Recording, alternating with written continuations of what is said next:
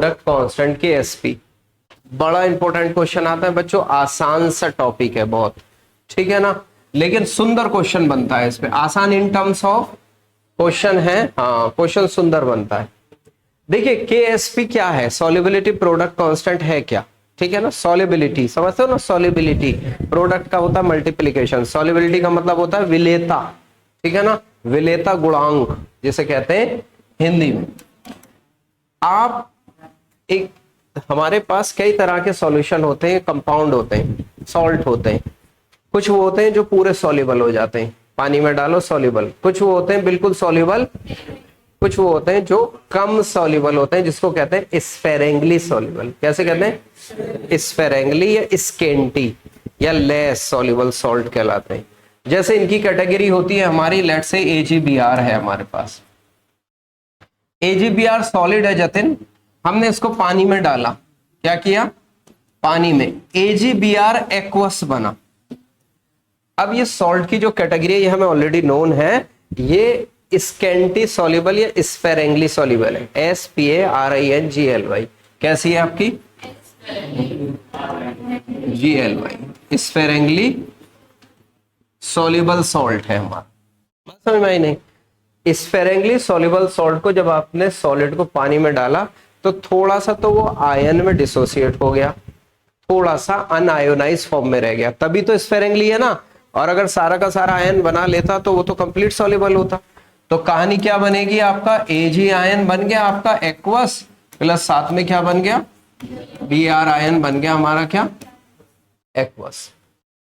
अब जब इसमें अनआयोनाइज फॉर्म और आयंस के बीच में एक इक्विलिब्रियम एस्टेब्लिश होता है तो हम वो law of mass action apply कर सकते हैं, नहीं। गुड, बहुत सुंदर। K इज इक्वल टू क्या होगा, Ag ion concentration into Br ion concentration divided by AgBr।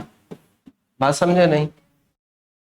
Point की बात यह है कि ये सॉलिड और एक्वस के बीच में भी तो एक इक्विलिब्रियम है, और सॉलिड का एक्टिव मास कैसा होता है, सॉलिड की कंसंट्रेशन में डालने के बाद कोई चेंज नहीं आता, नेग्लिजिबल चेंज आता है। तो कांस्टेंट है, पहले भी वैसी थी अब भी वैसी है। तो हम इसको ऐसा ना लिख लें बच्चों, AgBr into Ag ion concentration into Br। अगर हमने टेम्परेचर कांस्टेंट रखा तो K तो कांस्टेंट पहले से ही हम ले चुके, AgBr भी कांस्टेंट है, कंसंट्रेशन में बहुत ज्यादा चेंज नहीं आ रहा है, कंसंट्रेशन में चेंज नहीं आ रहा है, तो constant into constant, a new constant क्या लिख देते हैं, Ksp is equal to Ag ion concentration into Br। मतलब अब कहने की बात यह है कि at constant temperature in case of sparingly soluble salt the product of ionic concentration, ion की कंसंट्रेशन है ना, प्रोडक्ट मतलब मल्टीप्लीकेशन, वो कांस्टेंट होता है कांस्टेंट टेम्परेचर पे। इस कंडीशन को क्या कहते हैं हम, सॉल्युबिलिटी प्रोडक्ट। कांस्टेंट कांस्टेंट लगा दिया, सॉल्युबिलिटी प्रोडक्ट यूजुअली आपको लिखा मिलेगा। मेरी बात समझ में आती है नहीं, definition wise eight constant temperature saturated solution, saturated का मतलब जितना घुल चुकना था उतना घुल चुका, जितना नहीं था उतना नहीं हुआ। बात समझ में आई नहीं। AgBr एक्वस और इसके बीच में, ठीक है, जतिन की हाइट पर्व के बराबर है, तो मुझे हाइट से काम लेना है, ठीक है, तो चाहे मैं जतिन को खड़ा कर दूं या पर्व को, बात एक है ना। एंड जतिन और पर्व आर गुड दोस्त, ठीक है ना। जतिन को पर्व को जतिन से रिप्लेस कर सकता हूं, नहीं, हाइट वाइज, यस नो। तो जब इनके बीच में इक्विलिब्रियम है तो इसका और इसके बीच में इक्विलिब्रियम है, तो हम आपको क्या रख रहे हैं, अब सॉलिड, और सॉलिड का एक्टिव मास यूनिटी है। बात समझ में आती है नहीं। तो कांस्टेंट हो गया ना कांस्टेंट टेम्परेचर पे, क्या बोलेंगे, eight constant temperature in case of saturated solution of sparingly soluble salt the product of ionic concentration is constant at constant temperature called solubility product constant। मेरी बात समझ में आती है, नोट करो, मैं लिख देता हूं इधर इसको।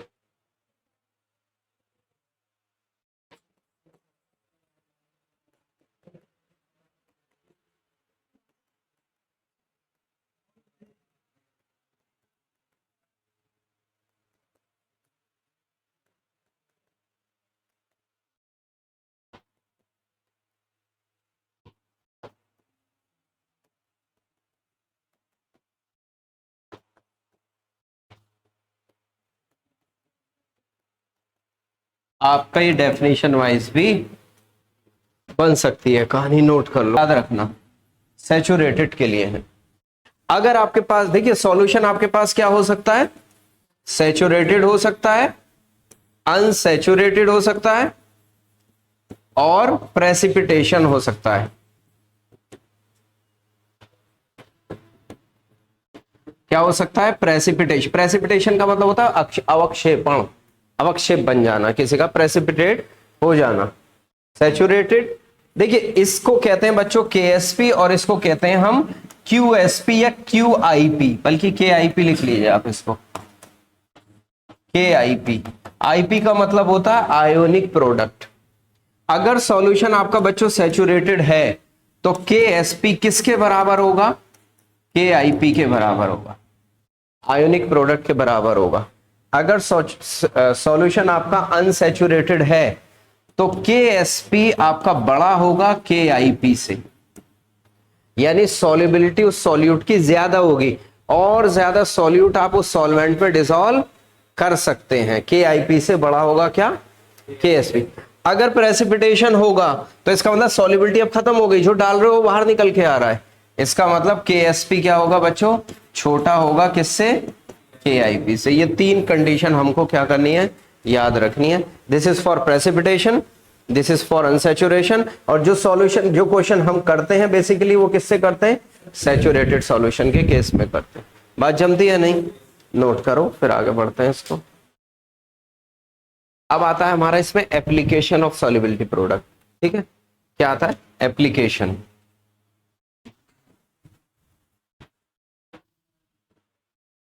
हो गया, रह गया क्या, करो।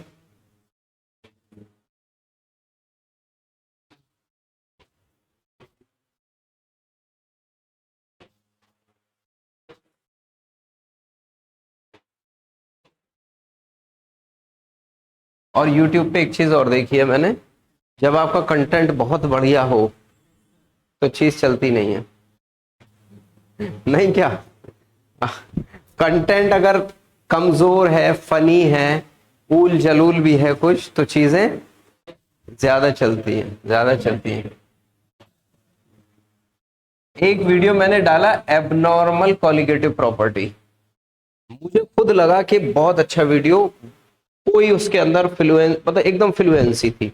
22-23 मिनट का वीडियो है, एक ही बार में मैंने लेके रिकॉर्ड कर दिया, बड़ा अच्छा लगा मुझे। चलने वाले वीडियो में सबसे कमजोर है, मतलब कंटेंट अच्छा लेकिन चला फिर भी क्या, कम। देखो अब क्या बात करेंगे बच्चों, एप्लीकेशन ऑफ केएसपी। पहला एप्लीकेशन तो होगा to find out solubility of